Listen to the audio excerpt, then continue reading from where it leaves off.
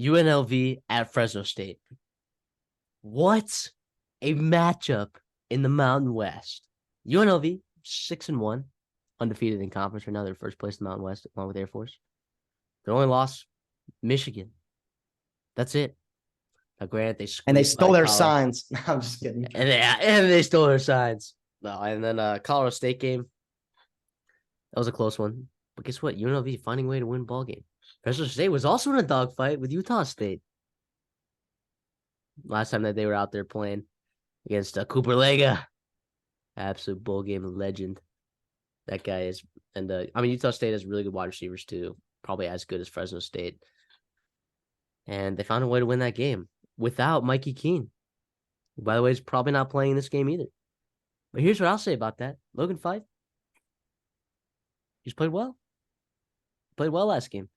And you know what he did better last game that he hasn't done his entire career? He took care of the football. And he used his legs when he needed to. Which I think it gives him a little bit of an advantage over Mikey Keene. I think he's got a little bit better legs, but Logan Fife took care of the football.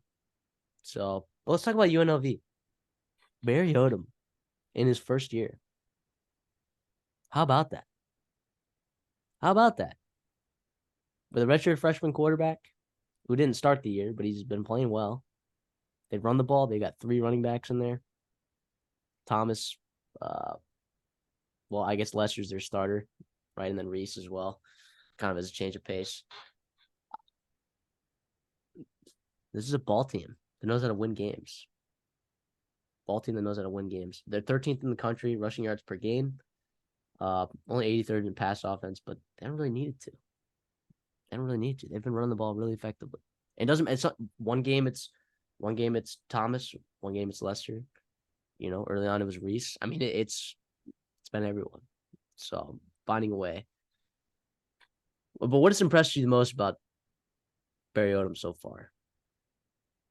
I do think responding after they hired Bobby Petrino, right? And then it got plucked out of them from A&M, and then they responded, and their offense has been fantastic. And Barry Odom's a defensive coach, right? We've seen him be a very successful defensive coordinator in the SEC. But they move the football, they run the football, they throw the football well. They got a really good wide receiver in Ricky White, who they were expecting to take a jump from year 2 to year 3, and it sounds like he's done that. We've seen on the field 600 yards, almost matching his output from all last year combined. They've done it on the road, they've done it at home, they've beaten Vanderbilt. Say what you want about Vanderbilt, but that's still an impressive win for UNLV in year 1. I mean, they've almost played better on the road than they have at home. I mean, is that crazy to say? And they're going on the road here in Fresno State. Obviously, 9:30 p.m. game on FS1 there. If you're looking to watch that game, which I highly recommend you do, there's a reason we're covering this game. Excuse me. This has very serious Mountain West implications. UNLV is undefeated in conference. Fresno State has 1 loss, right?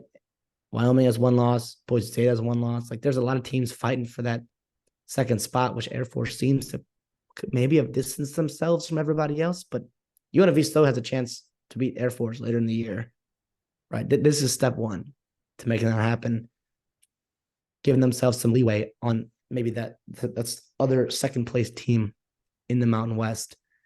Is it crazy to say that Michigan's best win is UNLV? I mean, I don't.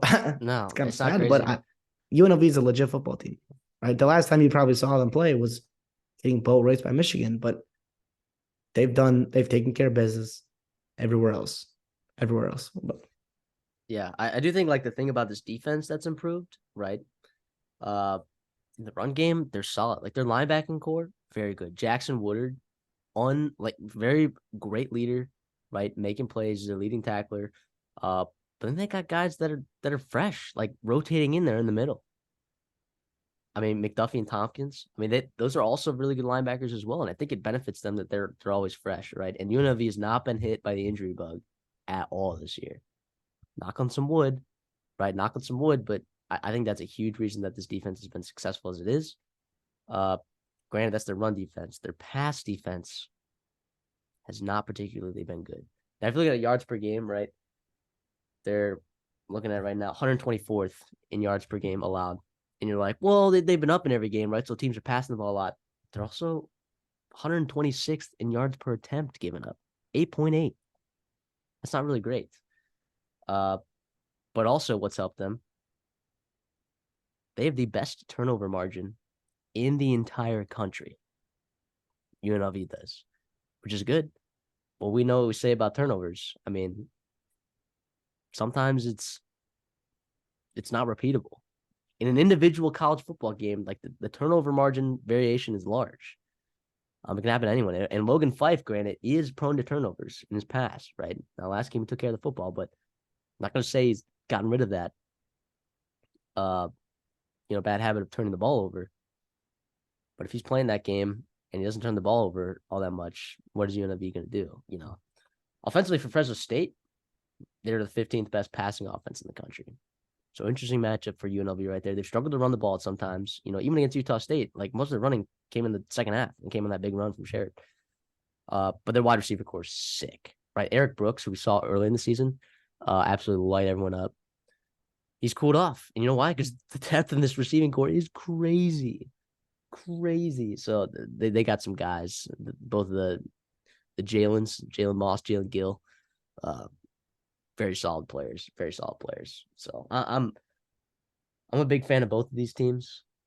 Huge fan of both of these teams. Defensively, Fresno State's been effective against the run, but part of that is not a lot of teams really try to run the ball on them, right? But I will say this: Wyoming tried to run the ball on them, and for a guy Whaley who's averaged 7 yards a carry this year, Fresno State held him to 3.7 on the road.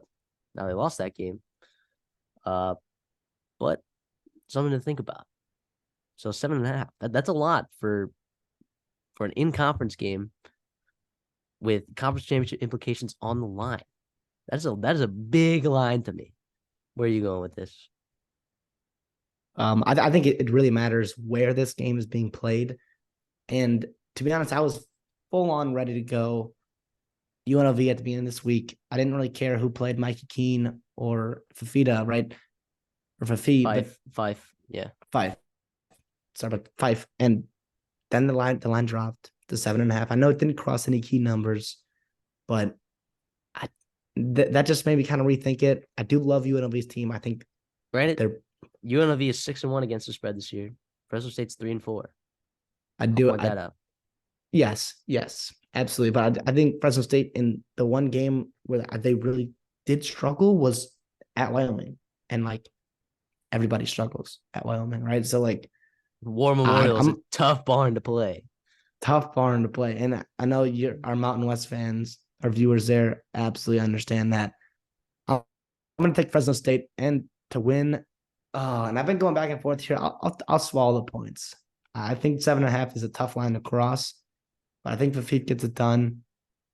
I think they can move the football and exploit the defense of weaknesses that UNLV may have. Although I wouldn't be surprised if UNLV wins. I think Barry Lim is going to have a good game plan on Fife and the wide receivers that Fresno State brings to the table. But yeah, what say you? Yeah, I'm going to agree with you here. Drop to 7.5. Look, UNLV struggled in the pass game, and turnover margin is not necessarily repeatable. Granted, Fresno State has a top 10 turnover margin in the country. So both teams are turning the ball over at an exceptionally high rate. So you could also argue that, Fresno State's might come down as well. But UNLV, they're 1.7 turnovers per game, turnover margin per game. Second is 1.3. That is a gigantic gap between 1 and 2. That's a gigantic gap. If you're looking at the stats there, that is a gigantic gap. So I'm going to take the points. I think Fresno State, granted, they don't have to run the ball. They don't. And you know what's nice too? Like Logan Fife, I think they could add him to the run game. Now, granted, if Mikey Keene's not healthy, it might not be smart to throw your backup quarterback and really get him moving around. But I also think that Dip Dad likes the third string. Blanking on his name at the moment, but he was in the conversations of potentially competing for a spot, in early summer and fall. So I think they have confidence in their third guy there as well. I think it's just a more talented team. I think UNLV, not that their run is over this year, they're bowl eligible. I think they'll do great the rest of the way in the Mountain West. I think there's a huge gap in some of those bottom teams in the Mountain West and them. So I think they will get their wins. They could get the 9 wins. They could get the 10 wins, maybe. I don't know. My guess would be, though, that they end around 8 wins. I think Fresno State gets it here. And I will say this as well. Since the line has dropped to 7.5, I'm going to find it, but I believe that there's some 7.5s at minus 115. If that line drops, let's see. No, they're mostly at 105.